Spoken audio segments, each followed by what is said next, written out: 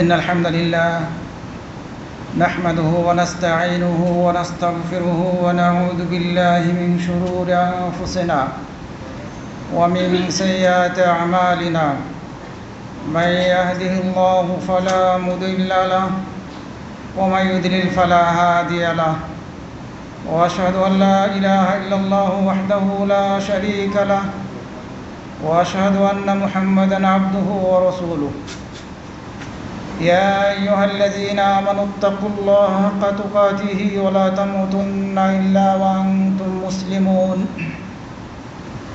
يا أيها الناس اتقوا ربكم الذي خلقكم من نفس واحدة وخلق منها زوجها وبث منهما رجالا كثيرا ونساء واتقوا الله الذي تساءلون به والأرحام إن الله كان عليكم رقيبا يا أيها الذين آمنوا اتقوا الله وقولوا قولا سديدا يصلح لكم أعمالكم ويغفر لكم ذنوبكم ومن يطع الله ورسوله فقد فاز فوزا عظيما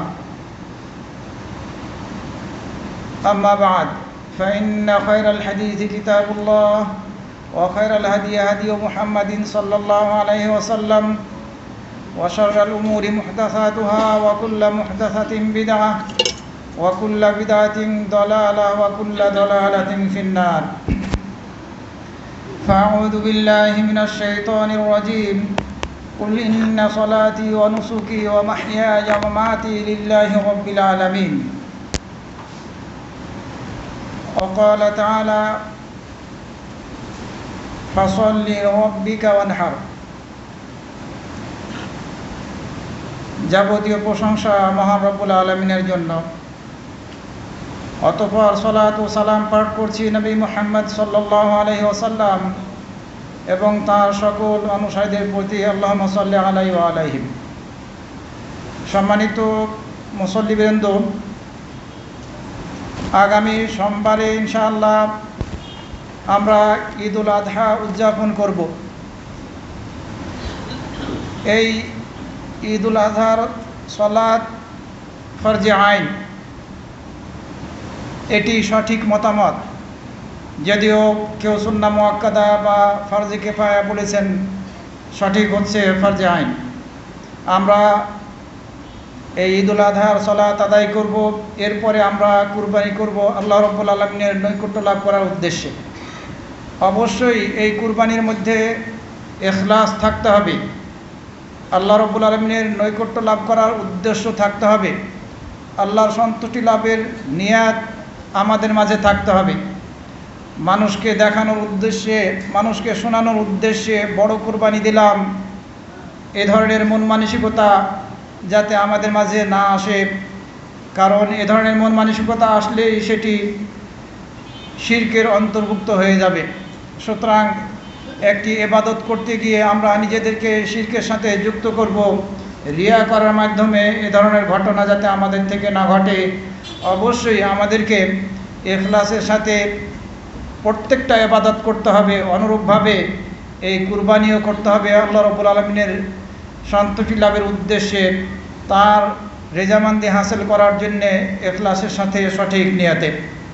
আল্লাহ রাব্বুল আলামিন তার নবীকে নির্দেশ দিলেন, ফাসল্লি লিরাব্বিকা ওয়ানহার, তুমি তোমার রবের জন্য সালাত আদায় করো এবং নাহার করো, কুরবানি করো। সুতরাং প্রত্যেকটা সালাত হতে হবে আল্লাহ রাব্বুল আলামিনের সন্তুষ্টি লাভের উদ্দেশ্যে, এবং প্রত্যেকটা জবেহ, সেটি কুরবানির পশু হোক অথবা অন্য কোনো পশু হোক, সেগুলোও হতে হবে আল্লাহ রাব্বুল আলামিনের সন্তুষ্টি লাভের উদ্দেশ্যে। যদিও আমরা সেটি গোশত খাওয়ার জন্যে জবে করে থাকি, আল্লাহ রাব্বুল আলামিন তার নবীকে নির্দেশ দিলেন, তুমি বলো নিশ্চয় আমার সালাত, আমার কুরবানি, আমার জীবন, আমার মৃত্যু সব কিছুই সারা জাহানের প্রতিপালক আল্লাহ রাব্বুল আলামিনের জন্য।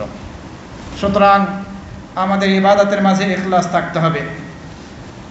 সম্মানিত মুসল্লিবৃন্দ, রাসূল সাল্লাল্লাহু আলাইহি সাল্লাম নিজে কুরবানি করেছেন, কোরবানি দিয়েছেন দুটি দুম্বা, শিং বিশিষ্ট দুটি দুম্বা এবং সাদা কালো রং মিশ্রিত পশুর দ্বারা রাসূল সাল্লাল্লাহু আলাইহি ওয়াসাল্লাম কুরবানি করেছেন। সুতরাং কুরবানি দেওয়াটা হচ্ছে রাসূল সাল্লাল্লাহু আলাইহি ওয়াসাল্লামের সুন্নাহ। আমরা রাসূল সাল্লাল্লাহু আলাইহি ওয়াসাল্লামের সুন্নাহ হিসেবে কুরবানি করে থাকি। কেউ কেউ বলেছেন যে ইব্রাহিম আলাইহিস সালামের সুন্নাত হিসেবে আমরা কুরবানি করি, কথাটা সঠিক নয়। 52 হাদিসের মধ্যে পাওয়া যায় যে এই কুরবানিটা হচ্ছে আমাদের ধর্মীয় পিতা ইব্রাহিম আলাইহিস সালামের সুন্নাত। না, এ হাদিস সহিহ নয়, এটি 52 জাল হাদিস। কিন্তু এর পরেও আমাদের সহিহ আকীদার কোনো আলেমের বইয়ের ভিতরে এ হাদিস উল্লেখ করা হয়েছে। আমরা কুরবানি করে থাকি আমাদের নবীর সুন্নাহ হিসাবে, সুন্নাহর অনুসরণ করে। হ্যাঁ, ইব্রাহিম আলাইহিস সালামের জীবনী থেকে তার ত্যাগ তিতিক্ষার দ্বারা আমরা শিক্ষা গ্রহণ করতে পারি, সেই শিক্ষা আমাদেরকে তার থেকে নিতে হবে। কিন্তু কুরবানির বিধান এটি আমাদের নবী মুহাম্মদ সাল্লাল্লাহু আলাইহি সাল্লামের পক্ষ থেকে আমরা প্রাপ্ত হয়ে এই সুন্নাতের উপর আমল করে থাকি। সম্মানিত মুসল্লিবৃন্দ, এই কুরবানির বিধান কি? কুরবানি দেওয়া আসলে ওয়াজিব নাকি সুন্নাহ, নাকি সুন্নাহ মুআক্কাদা? বিতর্কিত বিষয়। অধিকাংশ আলেম ওলামারা বলেছেন যে কুরবানি দেওয়াটা হচ্ছে সুন্নাহ অথবা সুন্নাহ মুআক্কাদা। আর হানাফি মাযহাব সহকারে কিছু আলেম বলেছেন যে না, কুরবানি দেওয়াটা হচ্ছে ওয়াজিব। যারা ওয়াজিব বলেছেন তারা তাদের সপক্ষে একটি হাদিস দ্বারা দলিল দিয়েছেন, ইবনে মাজার 3123 নম্বর হাদিস। এই হাদিসের মধ্যে রাসূল সাল্লাল্লাহু আলাইহি ওয়াসাল্লাম বলেছেন, যে ব্যক্তির সামর্থ্য থাকা সত্ত্বেও যদি কুরবানি না দেয়, তাহলে সে যেন মুসল্লার নামাজের স্থানের নিকটবর্তী না হয়। কঠোর ভাষা। আর এ কারণেই ওনারা বলছেন যে কুরবানি দেওয়াটা ওয়াজিব। কিন্তু এ হাদিস বিতর্কিত। এই হাদিসের মধ্যে একজন বর্ণনাকারী আছেন আব্দুল্লাহ ইবনে আইয়াশ। এই বর্ণনাকারী বিতর্কিত। তাকে ইমাম আবু দাউদ, নাসাই দুর্বল আখ্যা দিয়েছেন। ইবনে ইউনুস তাকে মুনকারুল হাদিস বলেছেন। আবার ওনার সপক্ষেও কেউ গ্রহণযোগ্য বলেছেন, কিন্তু বিতর্কিত। এটি একটি সমস্যা এই হাদিসের ব্যাপারে। দ্বিতীয় সমস্যা হচ্ছে, এই হাদিসটি আসলে রাসূল সাল্লাল্লাহু আলাইহি ওয়াসাল্লামের বাণী নাকি আবু হুরায়রা রাদিয়াল্লাহু আনহুর কথা, এটি নিয়েও বিতর্ক রয়েছে। অনেক মুহাদ্দিসিনগণ বলেছেন যে এটা রাসূল সাল্লাল্লাহু আলাইহি ওয়াসাল্লামের বাণী নয়, এটি আবু হুরায়রা রাদিয়াল্লাহু আনহুর উক্তি। যেমন বলেছেন ইবনু আব্দুল বার, আব্দুল হক ইশবিলি, এছাড়া ইবনে হাজার আসকালানি, ইমাম তাহাবিও উল্লেখ করেছেন। ওনারা বলেছেন যে এই হাদিস, ইমাম তিরমিজিও বলেছেন এটি রাসূল সাল্লাল্লাহু আলাইহি ওয়াসাল্লাম থেকে বর্ণিত হাদিস নয়, এটি মাওকুফ আবু হুরায়রা রাদিয়াল্লাহু আনহুর কথা। সুতরাং আমরা এটাকে বিতর্কিত হিসাবে আখ্যা দেব। যদিও শাইখ আলবানী রহমতুল্লাহ আলাই এই হাদিসকে হাসান আখ্যা দিয়েছেন, কিন্তু হাসান আখ্যা দিলেও অন্য মুহাদ্দিসিনরা বলেছেন যে এটা মারফুই নয়, এটি মাওকুফ। এক কথা, এটি বিতর্কিত হাদিস। দ্বিতীয় দলিল যারা ওয়াজিব বলে থাকেন তারা দিয়ে থাকেন যে রাসূল সাল্লাল্লাহু আলাইহি ওয়াসাল্লাম বিদায় হজ্জের দিন বলেছিলেন লোকদেরকে উদ্দেশ্য করে, হে মানুষ, ইন্না আলা কুল্লি আহলি বাইতিন ফি কুল্লি আমিন উদহিয়া ওয়া আতিরা। পরিবারের প্রত্যেক সদস্যের উপরে প্রত্যেক বছর কুরবানি দেওয়া অপরিহার্য। শুধু পরিবারের অভিভাবক তার উপরে নয়। হাদিসের ভাষা হচ্ছে ইন্না আলা কুল্লি আহলি বাইতিন, পরিবারের প্রত্যেক সদস্যের উপরে কুরবানি দেওয়া অপরিহার্য। আতিরাও অপরিহার্য। আতিরাটা এটি রহিত হয়ে গেছে পরে, কিন্তু এই হাদিসের মধ্যে বলা হচ্ছে পরিবারের প্রত্যেক সদস্যের উপরে কুরবানি দেওয়া অপরিহার্য। আপনি কি করবেন? আপনি অভিভাবক, আপনার পক্ষ থেকে কুরবানি দিবেন। এই হাদিসের ভাবার্থ যদি আমরা ধরি সরাসরি, তাহলে আপনার পরিবারের মধ্যে 10 জন থাকলে 10টা কুরবানি দেবেন। এই হাদিসের ভাবার্থ হচ্ছে এটি। কিন্তু এই হাদিসটিও চরম পর্যায়ের বিতর্কিত।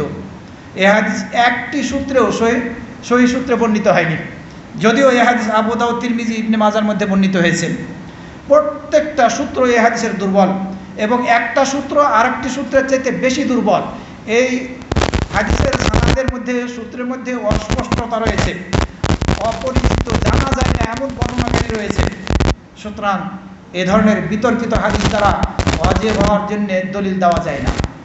যদি আপনি দলিল দেন, তাহলে আপনাকে বলতে হবে যে পরিবারের প্রত্যেক সদস্যের উপরে কুরবানি দেওয়া অপরিহার্য। অর্থের দিক দিয়েও এটা প্রশ্নবিদ্ধ হাদিসটি। দ্বিতীয়ত এটি সানাদের দিক দিয়ে কোনো একটি সহি সূত্রে এ হাদিস বর্ণিত হয়নি, যদিও কোনো আলেম বলেছেন যে এটি হাসান। এটিকে দুর্বল আখ্যা দিয়েছেন ইমাম খাত্তাবি, ইমাম বাগাবি, আব্দুল হক ইশবিলি, ইবনুল কাত্তাম আল ফাসি এবং শেখ আলবানী রহমতুল্লাহ আল্লাহ তার প্রথম মতামত অনুযায়ী দুর্বল আখ্যা দিয়েছেন। এছাড়া ইমাম বাইহাকি, এছাড়া আবু বাকার আল মুআফিরি, ইমাম জাইলাই রহমতুল্লাহ আলাই হানাফি মাযহাবের বিশিষ্ট মুহাদ্দিস ফাকিহ, উনি নাসবুর রায়া গ্রন্থের মধ্যে বলেছেন যে এই সানাদের মধ্যে অপরিচিত বর্ণনাকারী আছে। আবু রামলা আমের, তার নাম হচ্ছে আমের, তার অবস্থা সম্পর্কে জানা যায় না। সে ভালো বর্ণনাকারী ছিলেন, নির্ভরযোগ্য নাকি নির্ভরযোগ্য নয় জানা যায় না। সুতরাং ওয়াজিব হওয়ার সপক্ষে এ হাদিস দিয়ে দলিল দেওয়াটা বিতর্কিত, গ্রহণযোগ্য না। যারা এছাড়া আরও কিছু যুক্তি এবং দলিল দেওয়া হয়ে থাকে, আমি সেদিকে যেতে চাচ্ছি না। যারা বলেছেন সুন্নাহ, তাদের দলিল কি, অথবা সুন্নাহ মুআক্কাদা, অধিকাংশ আলেমরা এই মতামতই দিয়েছেন। রাসূল সাল্লাল্লাহু আলাইহি ওয়াসাল্লাম একটি হাদিসের মধ্যে বলেছেন, যেটি উম্মে সালামা রাদিয়াল্লাহু আনহা থেকে বর্ণিত হয়েছে, যখন তোমাদের কারো নিকটে এই 10 দিন, জিলহজ মাসের 10 দিন প্রবেশ করবে, শুরু হয়ে যাবে, আর সে কুরবানি করার ইচ্ছা করবে, তখন সে জানে সে যাতে এই নখ চুল এগুলো না কাটে, চামড়া না কাটে, না উঠায়। রাসূল সাল্লাল্লাহু আলাইহি ওয়াসাল্লাম হাদিসের মধ্যে এই কথা বলেছেন, মুসলিম শরীফের হাদিস এবং নাসাই শরীফের হাদিস। যে ব্যক্তি এই জিলহজ মাস শুরু হয়ে গেল, চাঁদ উঠে গেল, এরপরে সে কুরবানি করার ইচ্ছা করছে, নখ চুল কাটবে না। মুসলিম শরীফের 5232 অথবা 1977 নম্বর হাদিস, নাসাইয়ের 4364 নম্বর হাদিস, এছাড়া নাসাইয়ের 4362 নম্বরে বর্ণিত হয়েছে। সুন্নাহ হওয়ার দলিল হিসাবে এটি উল্লেখ করা হয়েছে। ইমাম শাফি রহমতুল্লাহ আলাইহি বলছেন যে যেহেতু রাসূল সাল্লাল্লাহু আলাইহি ওয়াসাল্লাম ইচ্ছার উপরে ছেড়ে দিলেন, যে ব্যক্তি কুরবানি করার ইচ্ছা করবে সে যেন তার নখ চুল না কাটে, তার চামড়া না উঠায়, শরীরের চামড়া যাতে না উঠায়। এর থেকে বোঝা যায় যে কুরবানি করাটা ওয়াজিব নয়। আবার আব্দুল্লাহ ইবনে আব্বাস রাদিয়াল্লাহু আনহু থেকে একটি হাদিস বর্ণিত হয়েছে, হাদিসটি সহিহ নয়, দুর্বল। যেহেতু ওয়াজিব হওয়ার সপক্ষের লোকেরা দুর্বল হাদিস দিয়ে, বিতর্কিত হাদিস দিয়ে দলিল দিচ্ছে, এ কারণে এই পক্ষের লোকেরাও সুন্নাহ মুআক্কাদা হওয়ার সপক্ষে বা সুন্নাহ হওয়ার সপক্ষে দুর্বল হাদিস দিয়ে দলিল দিয়েছেন। এই হাদিসটি কি বলা হচ্ছে, রাসূল সাল্লাল্লাহু আলাইহি ওয়াসাল্লাম বলেছেন যে 3টি কর্ম আছে, আমল আছে, যে 3টি কর্ম আমল আমার উপরে ফরজ, তোমাদের জন্য নফল, তোমাদের জন্য নফল। একটি হচ্ছে কুরবানি করা, দ্বিতীয়টি হচ্ছে বেতের সালাত, তৃতীয়টি হচ্ছে সালাতুদ দুহা। কিন্তু এই হাদিস বিতর্কিত। এই হাদিস বর্ণিত হয়েছে মুসনাদ আহমদ, দারাকুতনি এবং বাইহাকির মধ্যে, কিন্তু এই হাদিস দুর্বল হাদিস। আমরা কোনো দুর্বল হাদিসের দিকে যেতে চাই না, আমরা বিতর্কিত হাদিসের দিকে যেতে চাই না। আমরা একটু দেখব সাহাবীদের আমল কি ছিল, খোলাফায়ে রাশিদিনের আমল কি ছিল। আমরা যদি সাহাবীদের আমলের দিকে দেখি, তাহলে দেখব আবু বকর এবং উমর রাদিয়াল্লাহু আনহু উভয়েই সামর্থ্য থাকা সত্ত্বেও কুরবানি দেওয়া থেকে বিরত থেকেছেন। এটা এই ভয়ে যে লোকেরা মনে করবে যে কুরবানি দেওয়া ওয়াজিব, যাতে ওয়াজিব মনে না করে, এই জন্যে আবু বকর এবং উমর রাদিয়াল্লাহু আনহু কুরবানি দেওয়া থেকে বিরত থেকেছেন। সহিহ সূত্রে এ আসার বর্ণিত হয়েছে বাইহাকির মধ্যে এবং অন্যান্য হাদিস গ্রন্থের মধ্যে। এছাড়া আবু মাসুদ আল আনসারী রাদিয়াল্লাহু আনহু, আবু মাসুদ আল আনসারী রাদিয়াল্লাহু আনহু উনি বলছেন, আমি কুরবানি দেওয়া ত্যাগ করেছি, আমি কুরবানি দেওয়া ত্যাগ করেছি, ওয়াইন্নী লামুসিরুন, অথচ আমি কুরবানি দিতে সক্ষম, এই ভয়ে যে আমার প্রতিবেশী মনে করবে যে কুরবানি দেওয়া মনে হয় ওয়াজিব, এই জন্য আমি কুরবানি দেওয়া ছেড়েছি। সহিহ সূত্রে এই আসার বর্ণিত হয়েছে বাইহাকির সুনানুল কুবরার মধ্যে এবং অন্যান্য হাদিস গ্রন্থের মধ্যে। আমি কুরবানি দেওয়া ত্যাগ করছি এই ভয়ে যে আমার প্রতিবেশী, অথচ আমি সচ্ছল, কিন্তু কুরবানি দেওয়া ত্যাগ করছি এই ভয়ে যে আমার প্রতিবেশী মনে করবে যে কুরবানি দেওয়াটা ওয়াজিব, এই জন্য আমি ত্যাগ করছি। আব্দুল্লাহ ইবনে আব্বাস রাদিয়াল্লাহু আনহু থেকে বর্ণিত হয়েছে, উনি এই কুরবানি যখন উপস্থিত হতো তখন তার দাসকে 2 দিরহাম দিতেন, দিয়ে বলতেন, যাও তুমি গোশত কিনে নিয়ে আসো বাজার থেকে, আর মানুষের মধ্যে ঘোষণা করে দাও এটি হচ্ছে আব্দুল্লাহ ইবনে আব্বাসের কুরবানি। মানে তারা কুরবানি দেওয়াটাকে ওয়াজিব মনে করেননি।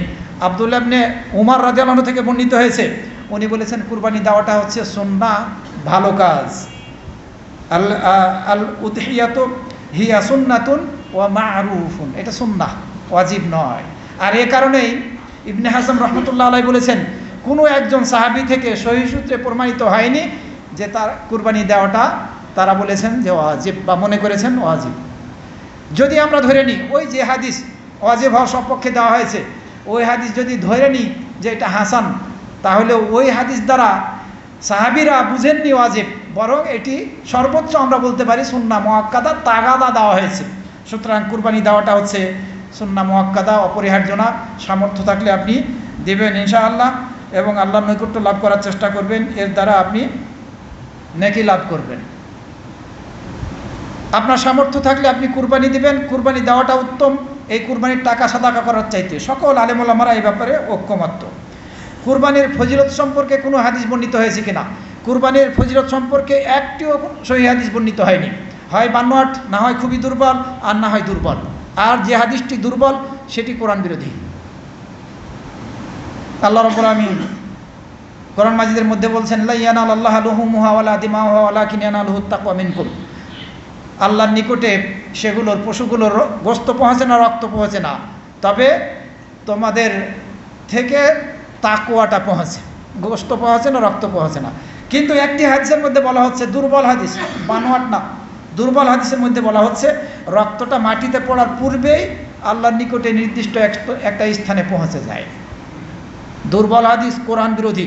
এই জন্যে ফজিলতের ক্ষেত্রে দুর্বল হাদিসের উপরে আমল করা যায়, মোটেই গ্রহণযোগ্য না, যে কোনো ক্ষেত্রে হয় হোক না কেন। আমরা সহিহ হাদিস দ্বারা যত ফজিলতপূর্ণ আমল বর্ণিত হয়েছে, কয় পার্সেন্ট আমল করতে পারি? 10%, 15%, 20%, মনে হয় এতটুকু আমরা আমল করতে পারি না। সুতরাং এই দুর্বল হাদিস দিয়ে, দলিল দিয়ে ফজিলত বর্ণনা করার কুরবানির কোনো যৌক্তিকতা নেই। অনেক বানোয়াট এবং বেশিরভাগ হাদিসই বানোয়াট এই কুরবানির ফজিলত সম্পর্কে যেগুলো বর্ণিত হয়েছে। সম্মানিত মুসল্লিবৃন্দ, কুরবানির কোন পশুর দ্বারা করবেন? আপনি উটের দ্বারা করতে পারেন, এটা উত্তম। গরুর দ্বারা করতে পারেন, এটি উত্তম। যদি সেটি সক্ষম না হয়, আপনি ছাগল বকরির দ্বারা করবেন, ভেড়ার দ্বারা করবেন, দুম্বার দ্বারা করবেন। তবে উত্তম হচ্ছে 1 নম্বরে উট, তারপরে গরু, তারপরে অন্যান্য পশুগুলো। আপনি যদি একটি পশু কোরবানি দিতে সক্ষম হন, তাহলে পরে আপনি সেটি দেওয়ার চেষ্টা করবেন। যদি সক্ষম না হন, তাহলে আপনি সুন্নাহ হিসাবে, জায়েজ আছে এ কথা হিসাবে নয়, সুন্নাহ হিসাবে আপনি ভাগে কোরবানি দেবেন। অনেক আলেম ওলামারা বলছে এটা জায়েজ, সুন্নাহ না, সম্পূর্ণ হাদিস বিরোধী কথা। সালাফে সালেহিন কোন এ ধরনের কথা বুঝেননি, এরকম বুঝেননি। গরুতে 7 ভাগে কুরবানি আপনি দিতে পারবেন, এটি সুন্নাহ। আবার উটেও 7 ভাগে আপনি কুরবানি দিতে পারবেন, এটিও সুন্নাহ। এর মর্মে একাধিক হাদিস বর্ণিত হয়েছে। রাসূল সাল্লাল্লাহু আলাইহি ওয়াসাল্লাম নির্দেশ দিয়েছেন সাহাবীদেরকে, আমারানা রাসূলুল্লাহ সাল্লাল্লাহু আলাইহি ওয়াসাল্লাম আন নাশতারিকা ফিল ইবলি ওয়াল বাকারি কুল্লু সাবআতিন ফি ওয়াহিদিন মিনহা। আমরা যাতে 7 জন, আমাদের থেকে 7 জন যাতে একটা গরুতে একটা উটে আমরা অংশগ্রহণ করি। উটের ক্ষেত্রে 10-এর হাদিস আছে, তবে বেশিরভাগ হাদিসগুলো 7-এর ক্ষেত্রে 7 এসেছে। সুতরাং 7, এবং গরুর ক্ষেত্রেও 7, উটের ক্ষেত্রেও 7 আমরা অংশগ্রহণ করতে পারবো। এটি হজ্জের হাদি হোক, হজ্জের পশু হোক, অথবা কুরবানির পশু হোক, যেটি হোক না কেন আমরা ভাগে সুন্নাহ হিসাবে কুরবানি দিতে পারবো, কোনো সমস্যা নেই। কেন সমস্যা নেই? আমরা একটু দেখি মুহাদ্দিসিনগণ কি বলেছেন।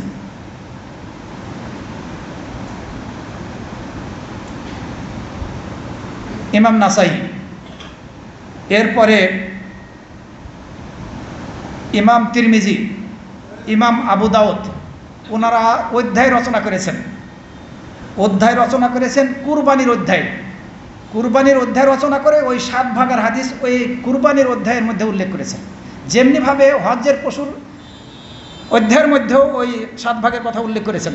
ওখানে যেমন উল্লেখ করেছেন, এই কুরবানির ভাগের ক্ষেত্রেও ওনারা এই 7 ভাগের হাদিস উল্লেখ করেছেন।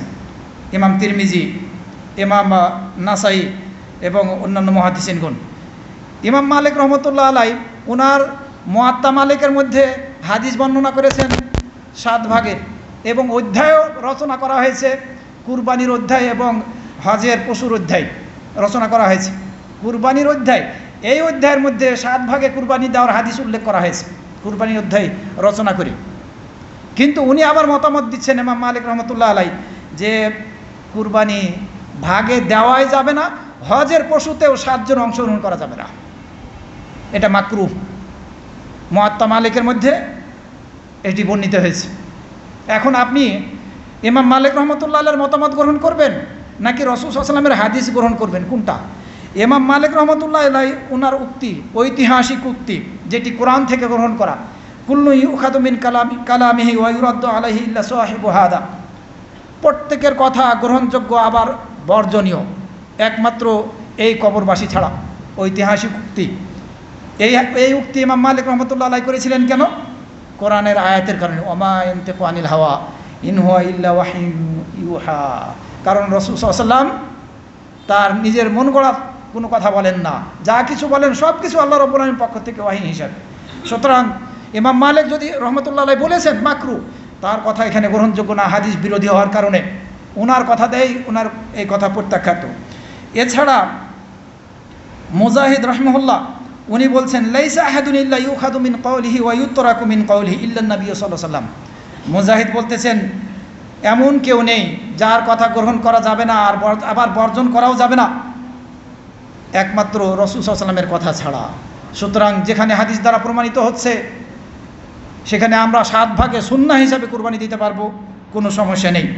আব্দুল্লাহ ইবনে আব্বাস রাদিয়াল্লাহু আনহু থেকে বর্ণিত হয়েছে মারফু হিসাবে আবার মাওকুফ হিসাবেও। উনি বলছেন, মা মিন আহাদিন, এমন কেউ নেই, ইল্লা ইউখাযু মিন ইলমিহি ওয়া ইউতরাকু, এমন কেউ নেই যার জ্ঞান গ্রহণ করা যাবে আর তার জ্ঞান ত্যাগ করা যাবে রাসূল সাল্লাল্লাহু আলাইহি ওয়াসাল্লাম থেকে। অর্থাৎ এমন কেউ নেই যার জ্ঞান গ্রহণীয় এবং বর্জনীয় একমাত্র রাসূল সাল্লাল্লাহু আলাইহি ওয়াসাল্লাম ছাড়া। আব্দুল্লাহ ইবনে আব্বাস রাদিয়াল্লাহু আনহু থেকে বর্ণিত হয়েছে, এটি তবারানির মধ্যে বর্ণিত হয়েছে, এটাকে উনি মারফু হিসাবে বর্ণনা করেছেন। তবে মারফু ভাষাটা সামান্য একটু ভিন্ন।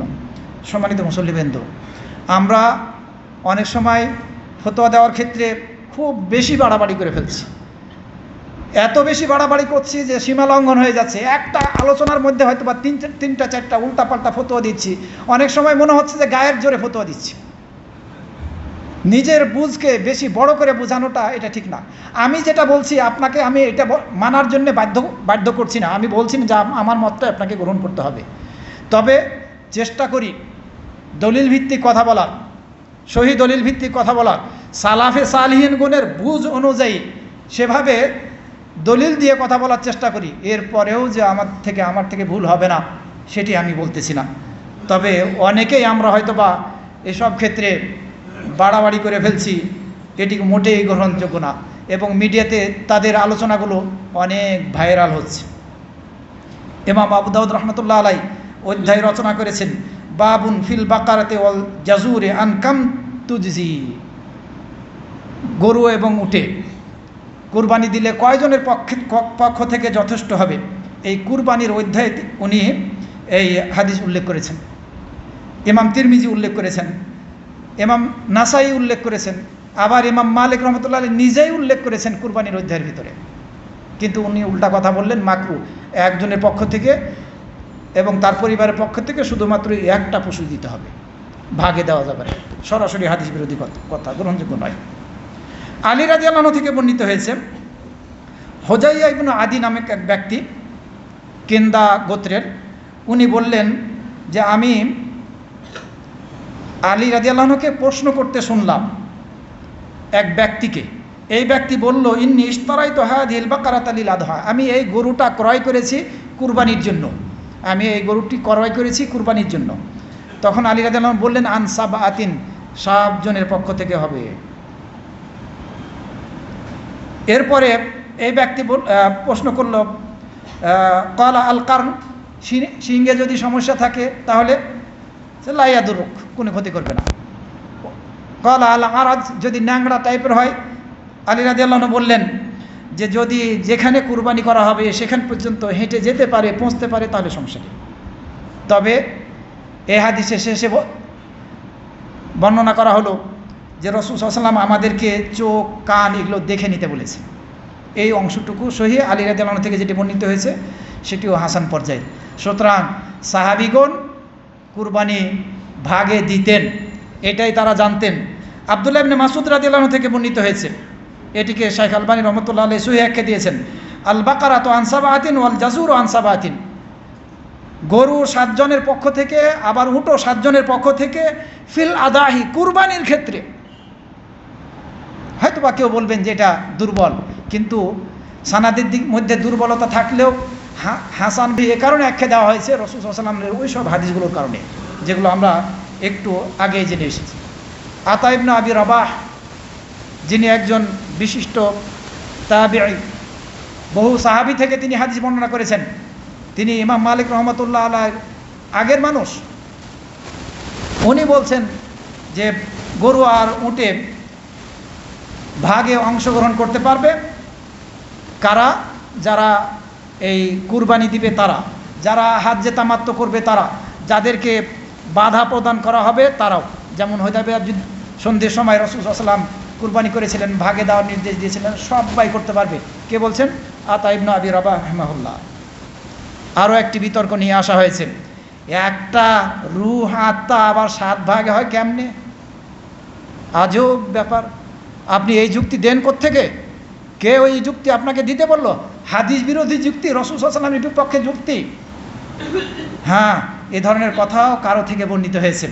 একজন ব্যক্তি আব্দুল্লাহ ইবনে মুসা, আব্দুল্লাহ ইবনে মুসা, উনি ইরাক এই কুফারে দিককার লোক। ইনার সামনে প্রশ্ন করা হলো যে গরু উট এগুলো কি 7 জনের পক্ষ থেকে দেওয়া যাবে? উনি বললেন 7 জনের পক্ষ থেকে, 7 আত্মার পক্ষ থেকে কিভাবে? একটি আত্মা? হয়তোবা যারা এই কথা বলতেছেন আত্মার বিষয়টি নিয়ে আসছেন ওই সূত্রে নিয়ে আসছে। আরও 1-2 পক্ষ থেকে নিকট থেকে এটি বর্ণনা করা হয়ে থাকে, কিন্তু সেটি সঠিক নয়। তখন তাকে বলা হলো, এই আব্দুল্লাহ ইবনে মুসাকে বলা হলো, ইন্না আসহাবা মুহাম্মাদিন সাল্লাল্লাহু আলাইহি ওয়াসাল্লাম আল্লাযীনা বিল কুফা আফতাউনি, নবী মুহাম্মদ সাল্লাল্লাহু আলাইহি ওয়াসাল্লামের সাহাবীগণ আমাদেরকে তো ফতোয়া দিয়েছেন 7 ভাগে দেওয়ার উটে এবং গরুতে। আবু বকর, ওমর রাদিয়াল্লাহু আনহু ওনাদের থেকে বর্ণিত হয়েছে, এ কথা বললেন। তখন এই আব্দুল্লাহ ইবনে মুসা বললেন, মা শাআরতু, আমি বুঝি নাই। সম্মানিত মুসল্লিবৃন্দ, আপনি যখন 7 ভাগে সুন্নাহ হিসাবে কুরবানি দিবেন, তখন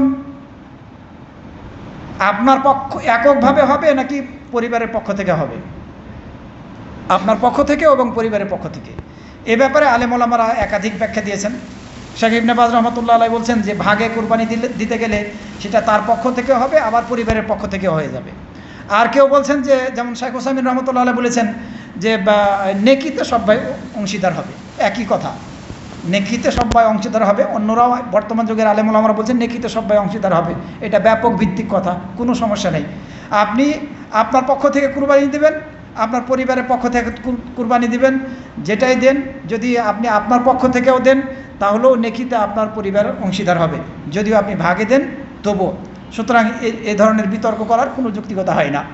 এটি নিয়ে যে একজনের পক্ষ থেকে দেওয়া যাবে কি না, পরিবারের পক্ষ থেকে একজনের পক্ষ থেকে দেওয়া যাবে, পরিবারের পক্ষ থেকে দেওয়া যাবে না, এই ভাগের কুরবানি, এটি নিয়ে বিতর্ক করার কোনো যৌক্তিকতা নেই। কারণ যারা বলছে যে একজনের পক্ষ থেকে দিতে হবে, তারাও বলছেন যে পরিবারের সদস্যরাও নেকিতে অংশীদার হবে। তো পার্থক্য থাকলো কোথায়? এমনকি যারা মারা গিয়েছেন, আপনি আপনার পক্ষ থেকে কুরবানি দিচ্ছেন সন্তান হিসেবে, আপনার বাবা মা জীবিত থাক অথবা মারা যেয়ে থাক, তারাও নেকিতে অংশীদার হবে। এটি ব্যাপক ভিত্তিক বিষয়। কিন্তু মৃত পিতা মাতার পক্ষ থেকে আপনি কুরবানি দিতে পারবেন না, সেটা গ্রহণযোগ্য না। মৃত পিতা মাতার পক্ষ থেকে আপনি কুরবানি দিতে পারবেন না, কারণ মৃত পিতা মাতার পক্ষ থেকে বা আত্মীয় স্বজনের পক্ষ থেকে আপনি কুরবানি দিবেন, এটি কোনো সহি দলিল দ্বারা প্রমাণিত নয়। এই মর্মে যে হাদিস বর্ণিত হয়েছে, সেই হাদিস সকল মুহাদ্দিসিনদের ঐক্যমতে দুর্বল। সম্মানিত মুসল্লিবৃন্দ, এই কুরবানির ভাগে যখন গরুতে অথবা উটে আপনি অংশীদার হচ্ছেন, আপনার সাথে হয়তো বা এমন কোনো ব্যক্তি পড়ে যাচ্ছে যে সুদখোর, যে ঘুষখোর, যে হারাম উপার্জন করে, তাকে আপনি কুরবানির এই ভাগে সাথে নিতে পারবেন কিনা? আলেম ওলামারা এই ব্যাপারে মতভেদ করেছেন। অধিকাংশ আলেম ওলামারা বলছেন যে জায়েজ আছে, কেউ কেউ আবার বলতেছেন যে না, জায়েজ নাই।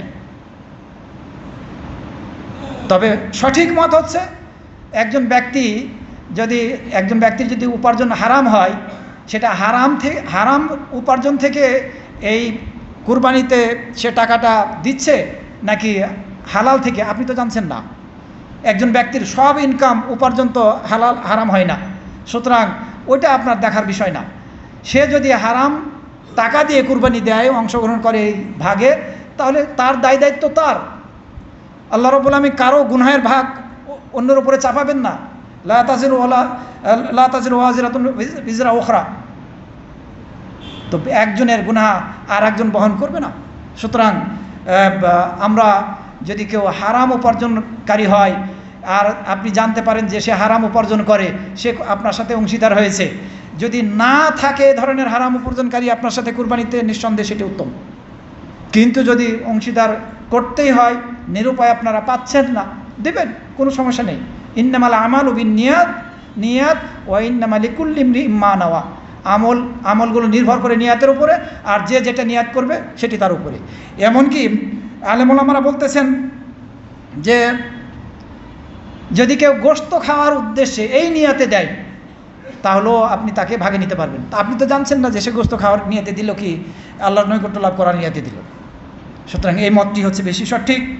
আপনি নামাজ পড়ছেন সুদখোরের সাথে, ঘুষখোরের সাথে, আপনি অন্যান্য বড় পাপকারীর সাথে একসাথে নামাজ পড়ছেন, হয়তোবা ইমামও হতে পারেন হারামখোর, আবার মুক্তাদিও হতে পারে হারামখোর, ওই ইমামের পিছনে হয়তোবা আপনি নামাজ পড়ছেন, সেক্ষেত্রে আপনার কোনো আপত্তি আসছে না, প্রশ্ন আসছে না। ফরজ ইবাদত, ফরজ নামাজ পড়ছেন তার পিছনে, অথবা আপনি ওই হারামখোর মুক্তাদিদের সাথে দাঁড়িয়ে একসাথে নামাজ পড়ছেন, এর সাথে সমস্যা হয় না ফরজ ইবাদত করতে। আর যেটি সুন্নাহ সেটির ক্ষেত্রে আপনার আপত্তি বাধা। প্রশ্ন আসে এরকম, এ ধরনের প্রশ্ন আসে। তো এই জন্যে আমাদেরকে বিষয়গুলো বুঝতে হবে। ফাসেকের পিছনে আপনি যদি সলাত আদায় করেন, আপনার সলাত হয়ে যাবে। ফাসেক ব্যক্তি যে হতে পারে চোর, হতে পারে ডাকাত, হতে পারে সে সুদখোর, হতে পারে ঘুষখোর, হতে পারে জর্দাখোর, হতে পারে মদখোর, কিন্তু সে যখন নামাজ পড়াচ্ছে তখন মদ খায়নি, সে মাতাল নয়। এ ধরনের ফাসেক ব্যক্তির পিছনে নামাজ না পড়াই উত্তম, মাকরুহ, অপছন্দনীয়। কিন্তু যদি আপনি নামাজ পড়ে নেন, আপনার নামাজ হয়ে যাবে, আপনার নামাজ হয়ে যাবে, এটি অধিকাংশ আলেম ওলামাদের মতামত। সুতরাং এই কোনো ব্যক্তি যদি হারাম উপার্জন থেকে কুরবানিতে অংশগ্রহণ করেন, এই কুরবানি ভাগে অংশগ্রহণ করেন, এর দায় দায়িত্ব তার, সেটা আপনার দায় দায়িত্ব না। সে তার নিয়াতের উপরে সে হুকুম লাগবে তার উপরে, সে নেকি পাবে কি পাবে না, তার এই ইবাদত কবুল হবে কি হবে না, সেটা আপনার সাথে কোনো প্রকার সম্পৃক্ততা নেই। আপনি আপনার ভাগের অংশ আপনি নিয়ে চলে আসবেন। সম্মানিত মুসল্লিবৃন্দ, কুরবানির এই পশু যেটা গরু এবং উট, 2 ভাগে 3 ভাগে আপনি দিতে পারবেন কিনা, এ ব্যাপারে বিশেষজ্ঞ আলেম ওলামারা বলছেন যে 2 জন 3 জন 4 জনও একটা গরু দেওয়া যাবে। যেহেতু 7 ভাগে দেওয়া জায়েজ, সুতরাং আপনি 3 জন 4 জন মিলেও দিতে পারবেন। কিন্তু 3 জন 4 জন মিলে দিলে 1টা 2টা ভাগ ভাঙড়ি হয়, আর একটি গরুর ভাগাকে একটি ছাগলের বা দুম্বার বা ভেড়ার সমতুল্য করা হয়েছে। সুতরাং আপনি যখন 2 জন মিলে দিতে গেলেন একটা কুরবানি, একটা গরু একটা উট, তখন সেটি 3.5 হয়ে যাচ্ছে। সুতরাং একজন 4টা নেন আর একজন 3টা নেন, ওভাবে টাকাটা দেন, এটি উত্তম। কিন্তু আমি বলছি না যে যদি আপনি এভাবে না করেন তাহলে হবে না, এ কথা আমি বলছি না। কারণ অনেক আলেম ওলামারাই বলছেন যেটা জায়েজ আছে, 7টাই যেহেতু জায়েজ আছে, সুতরাং 2 জন 3 জনে জায়েজ আছে। কিন্তু এভাবে ভেঙে নিলে 3 জনে দিচ্ছেন, একজন 3টা নেন আর 2 জন 2টা করে নেন, তাহলে পুরোটা কাজে লাগলো। কারণ একটি ভাগাকে ভাগ করে 2 জন অংশগ্রহণ করা যায় না। কিন্তু এই লোকজনের সংখ্যা এরূপ হওয়ার কারণে, এই সংখ্যায় লোক হওয়ার কারণে দেখা যাচ্ছে আপনার 1টা ভাগ বা 2টা ভাগ ভাঙড়ি হয়ে যাচ্ছে। এটা না হয় ভালো। নবী সাল্লাল্লাহু আলাইহি ওয়াসাল্লামের পক্ষ থেকে কেউ কুরবানি দিয়ে থাকেন, বেদাতি কাজ, এটি দেওয়া যাবে না। কুরবানির পশুর ক্ষেত্রে কিছু শর্ত আছে। এই পশুটি কোন বয়সের হলে সেই পশুর দ্বারা কুরবানি দেওয়া যাবে। এই পশুগুলোর বয়সের ক্ষেত্রে বিভিন্ন ধরনের মতামত এসেছে। যদি ভেড়া হয় তাহলে 6 মাস কেউ বলেছেন, অথবা 8 মাস, অথবা 9 মাস, আবার কেউ বলেছেন 1 বছরের ভেড়া হলে দেওয়া যাবে। তার নতুন দাঁত গজাক অথবা না গজাক, নতুন দাঁত গজাক অথবা না গজাক। এই ভেড়ার দ্বারা কুরবানি দেওয়া যাবে, 6 মাসের নিচে যাতে না হয়। আর ছাগল এবং গরুর ক্ষেত্রে 2 বছরের হতে হবে। 2 বছরের যদি হয় তাহলে ছাগল আর গরুর নতুন দাঁত গজিয়ে যায় 3য় বছরে যখন পড়ে। উটের ক্ষেত্রে 5 বছর পূর্ণ হয়ে যখন 6ষ্ঠ বছরে পড়ে তখন নতুন দাঁত গজিয়ে যায়। এই জন্য ওনারা বলেছেন 2 বছর আর 5 বছর এই পশুগুলোর ক্ষেত্রে হলে সে পশুর দ্বারা কুরবানি দেওয়া যাবে। খুতবা চলা অবস্থায় কথা বলা নিষেধ, এটা প্রশ্নের সময় নয়, আলোচনা চলছে, খুতবা চলছে।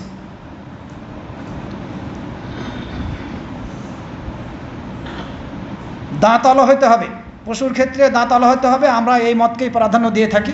বিপরীত মতও আছে, গরু ছাগল উটের ক্ষেত্রে যদি দাঁতালো না হয় তাহলে কিছু আলেম জায়েজ বলেছেন, তবে আমরা বেশি সঠিক মনে করি যে অবশ্যই গরু ছাগল এবং উটের ক্ষেত্রে নতুন দাঁত গজাতে হবে 2টি হলেও, এটি বেশি সঠিক মনে করি। কারণ একটি হাদিসের মধ্যে রাসূল সাল্লাল্লাহু আলাইহি ওয়াসাল্লাম বলেছেন যে তোমরা মুসিন্না ছাড়া কুরবানি করো না, জবে করো না। তবে কারোর জন্য যদি কষ্ট হয়ে যায় মুসিন্না দাঁত ওঠা পশু কুরবানি দিতে, তাহলে পারে এই ভেড়ার দ্বারা পশু কুরবানি দিতে পারে, যুবক ভেড়ার দ্বারা কুরবানি দিতে পারে।